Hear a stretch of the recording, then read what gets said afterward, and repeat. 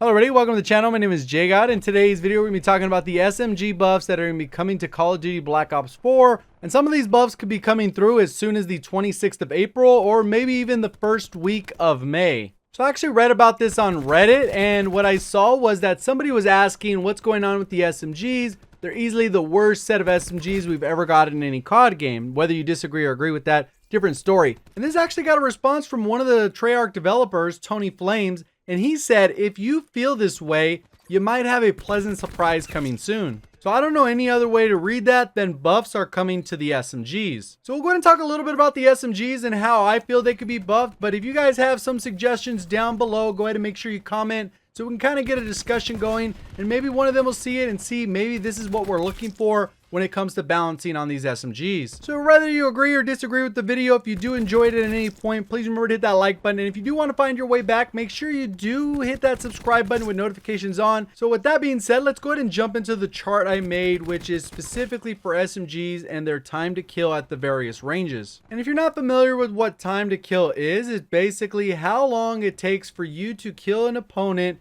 if you land every single shot with a specific weapon. And it's calculated by that first instant that they take damage until they actually die. I'm not gonna leave it on the screen for too long because I think it could be a little bit distracting. If you want to go ahead and pause it, take a look at it, whatever the case is, go ahead and do that. But pretty much how it works is the lines lower towards the bottom are faster and the lines towards the top are slower times to kill. And I think it's cool to compare how all the SMGs stack up against each other, but you don't really know how good they are until you start comparing them to other weapons with fast times to kill. So what we're going to do is add in the Rampart and the Auger DMR with high caliber 2 and see how it compares to all these other SMGs. So when I add those two different lines in there, you can see that they actually have a faster time to kill at point blank range all the way up until about 20 meters than pretty much every SMG in the game, except for dual saugs and the Spitfire with the Wildfire Operator mod. And in my opinion, this is what has kind of ruined the balance of the game because the Rampart has a faster time to kill than pretty much all the SMGs.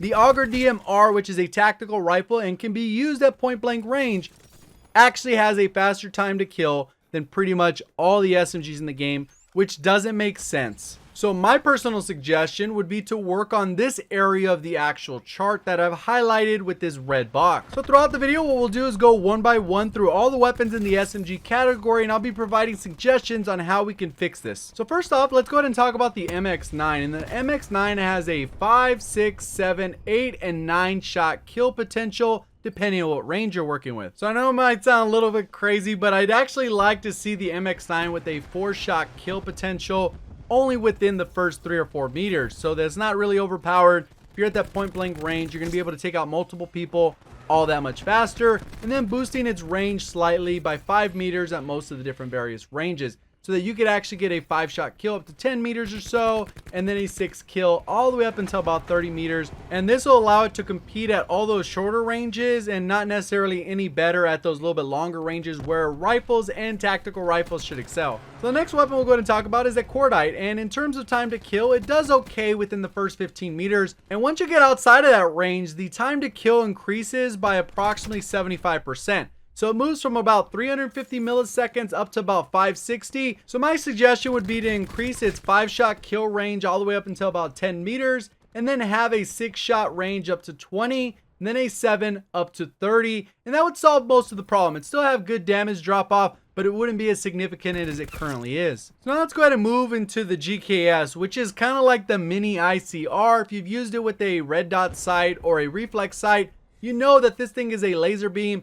Very accurate at pretty much all ranges. And even with all that accuracy, its time to kill is one of the slowest in the game. So to improve this one, I think it should have a 4 shot kill range within like 3 or 4 meters. And then its 5 shot kill range should be boosted up until about 15 meters. And then it'll be a 6 shot all the way up until about 30 meters. And above that, it'll just be 7 shots to kill, like it's already been. So again, this change would make it so that its damage profile would be in line with a lot of the other weapons in the game at this point blank range, and where it should excel as an SMG. And the next SMG we'll go ahead and talk about is the Spitfire with and without that operator mod. Either way you look at it, it has a very competitive time to kill at pretty much most of the ranges because it starts at 6 shots to kill and drops off to the 9 shots to kill at that 30 meter range. Since making too many adjustments to this weapon might make it a little bit overpowered, the only adjustment I'd recommend on this one is actually giving it a 5-shot kill potential at maybe 3 to 5 meters. So now let's go ahead and jump into the SOG 9mm, which is another very competitive SMG. And the big issue with this particular SMG is that its operator mod actually allows you to dual wield, which cuts the time to kill in half. So even though this weapon is pretty good overall, with all the other buffs I'd be doing to the SMGs, I'd highly recommend this one getting a buff